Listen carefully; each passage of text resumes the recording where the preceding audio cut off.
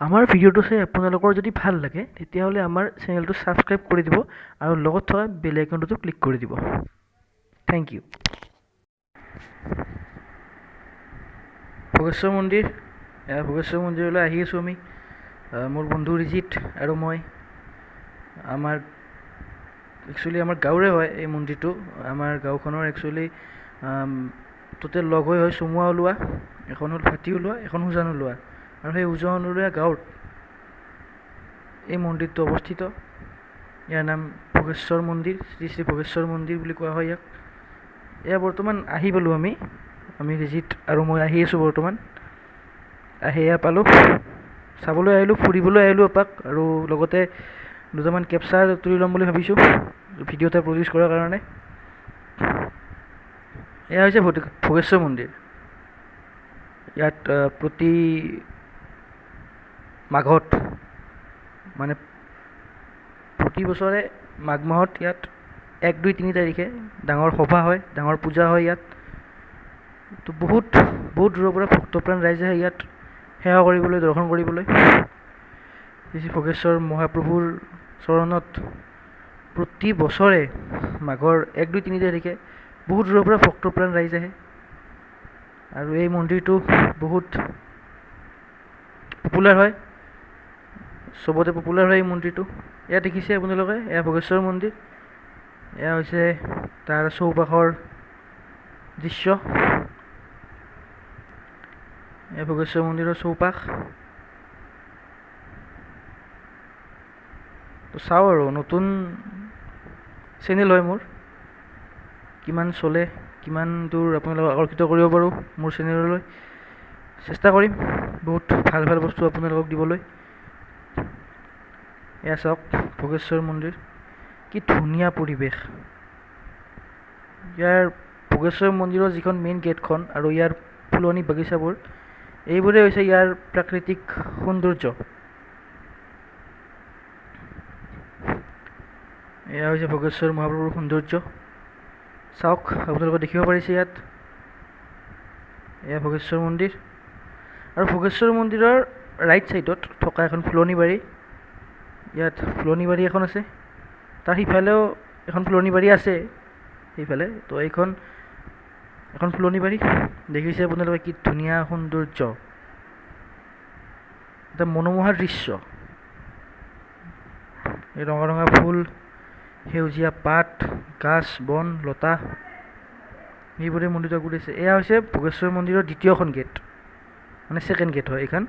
এয়া চাওক আপোনালোকে, এইখন দ্বিতীয় গেট, ভোগেশ্বৰ মন্দিৰৰ দ্বিতীয় গেট এইখন। তো উজান বাকীয়ে বহুত কষ্টৰে, বহুত চেষ্টাৰে এই মন্দিৰটো এইখিনি কৰিবলৈ সক্ষম হৈছে। তাৰ বাবে আমি আটাইয়ে উজানবাসীক অশেষ ধন্যবাদ যাচিছোঁ।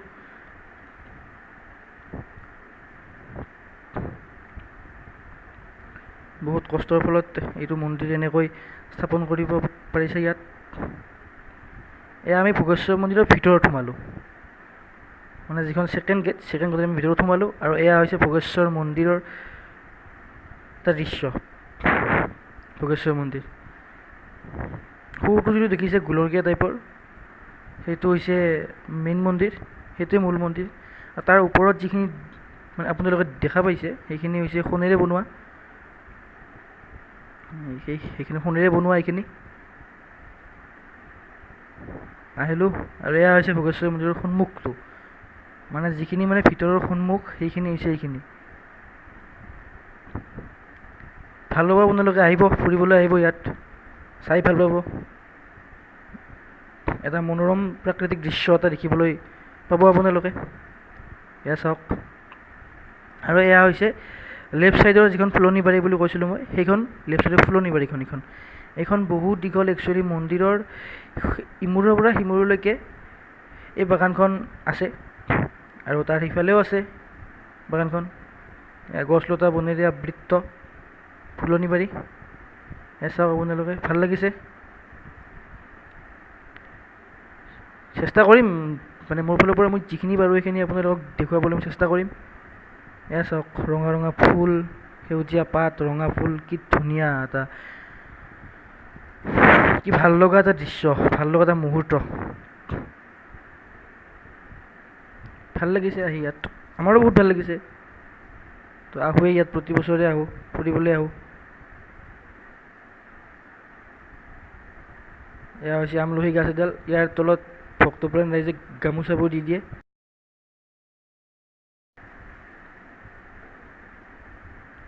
এয়া চাওক,